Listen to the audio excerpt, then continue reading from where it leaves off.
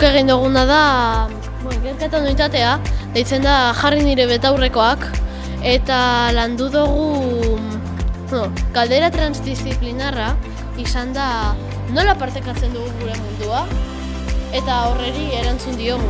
Eta ikasi dugu eskubideak bermatzea, desberdintasunak eta desorekak murrizten dituela.